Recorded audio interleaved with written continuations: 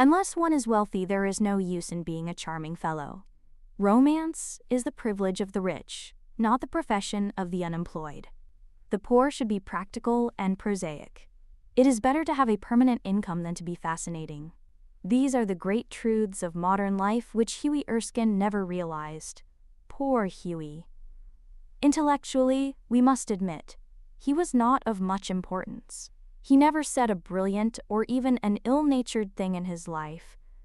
But then he was wonderfully good-looking, with his crisp brown hair, his clear-cut profile, and his gray eyes. He was as popular with men as he was with women, and he had every accomplishment except that of making money. His father had bequeathed him his cavalry sword and a history of the Peninsular War in 15 volumes. Huey hung the first over his looking-glass, put the second on a shelf between Ruff's Guide and Bailey's magazine, and lived on $200 a year that an old aunt allowed him. He had tried everything. He had gone on the stock exchange for 6 months, but what was a butterfly to do among bulls and bears? He had been a tea merchant for a little longer, but had soon tired of pekoe and souchong. Then he had tried selling dry sherry. That did not answer. The sherry was a little too dry. Ultimately, he became nothing. A delightful, ineffectual young man with a perfect profile and no profession. To make matters worse, he was in love.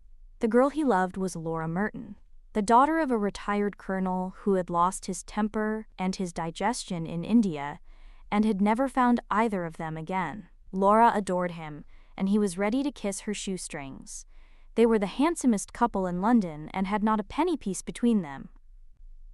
The colonel was very fond of Huey, but would not hear of any engagement. "Come to me, my boy, when you have got 10,000 pounds of your own, and we will see about it," he used to say, and Huey looked very glum on those days and had to go to Laura for consolation. One morning, as he was on his way to Holland Park, where the Mertons lived, he dropped in to see a great friend of his, Alan Trevor.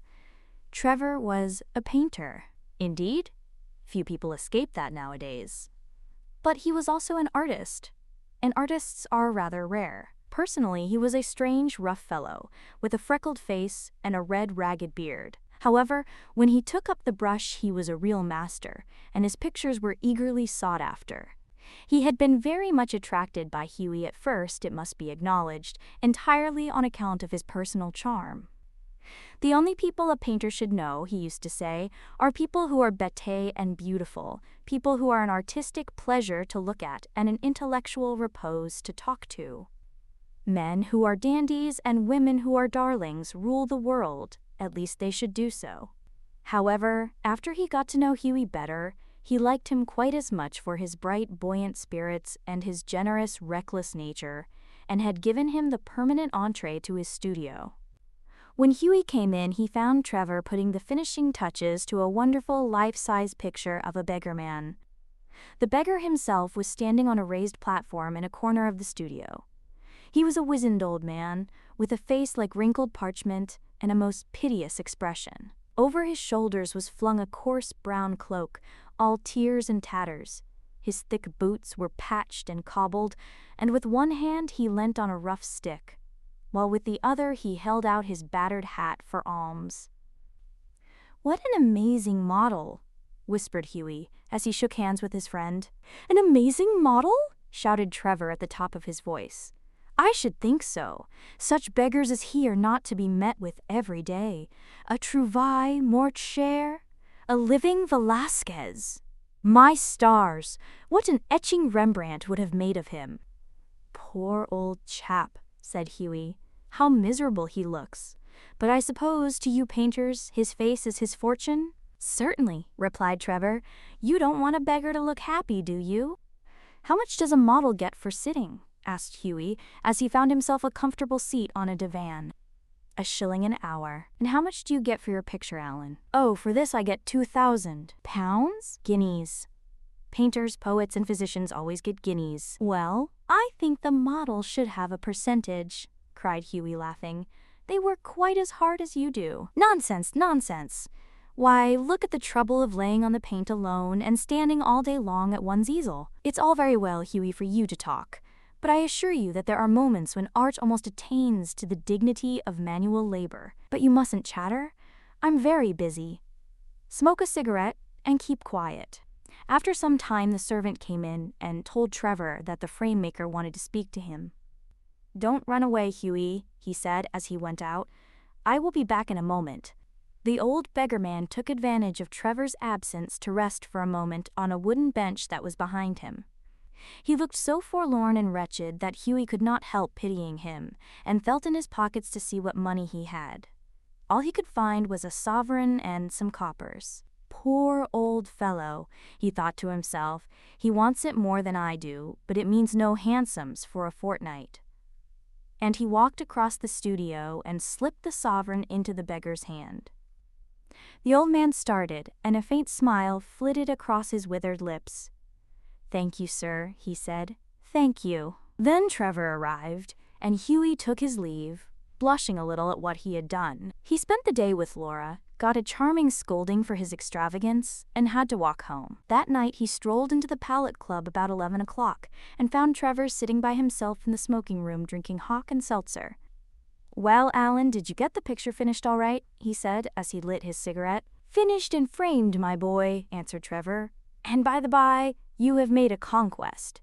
That old model you saw is quite devoted to you. I had to tell him all about you. Who you are, where you live, what your income is, what prospects you have." "My dear Alan," cried Huey, "I shall probably find him waiting for me when I go home." "But of course you are only joking." "Poor old wretch. I wish I could do something for him. I think it is dreadful that anyone should be so miserable. I have got heaps of old clothes at home. Do you think he would care for any of them?" "Why, his rags were falling to bits." "But he looks splendid in them," said Trevor. "I wouldn't paint him in a frock coat for anything. What you call rags, I call romance. What seems poverty to you is picturesqueness to me. However, I'll tell him of your offer." "Alan," said Huey seriously, "you painters are a heartless lot."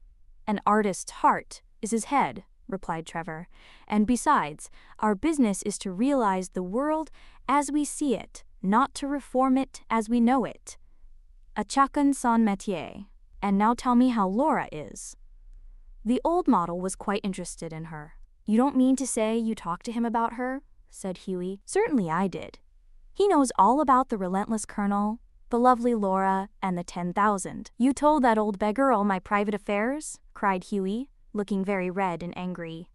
"My dear boy," said Trevor, smiling, "that old beggar, as you call him, is one of the richest men in Europe. He could buy all London tomorrow without overdrawing his account. He has a house in every capital, dines off gold plate, and can prevent Russia going to war when he chooses." "What on earth do you mean?" exclaimed Huey. "What I say," said Trevor. "The old man you saw today in the studio was Baron Hausberg. He is a great friend of mine, buys all my pictures and that sort of thing, and gave me a commission a month ago to paint him as a beggar. Que voulez-vous? La fantaisie d'un millionnaire. And I must say he made a magnificent figure in his rags. Or perhaps I should say in my rags. They are an old suit I got in Spain." "Baron Hausberg!" cried Huey. "Good heavens, I gave him a sovereign." And he sank into an armchair, the picture of dismay. "Gave him a sovereign!" shouted Trevor, and he burst into a roar of laughter. "My dear boy, you'll never see it again. Son affaire c'est l'argent des autres." "I think you might have told me, Alan," said Huey sulkily, "and not have let me make such a fool of myself." "Well, to begin with, Huey," said Trevor, "it never entered my mind that you went about distributing alms in that reckless way. I can understand your kissing a pretty model, but you're giving a sovereign to an ugly one. By Jove, no. Besides, the fact is that I really was not at home today to anyone, and when you came in, I didn't know whether Hausberg would like his name mentioned. You know he wasn't in full dress." "What a duffer he must think me," said Huey. "Not at all. He was in the highest spirits after you left, kept chuckling to himself and rubbing his old wrinkled hands together. I couldn't make out why he was so interested to know all about you, but I see it all now. He'll invest your sovereign for you, Huey, pay you the interest every 6 months, and have a capital story to tell after dinner." I am an unlucky devil, growled Hughie. The best thing I can do is to go to bed, and, my dear Alan, you mustn't tell anyone.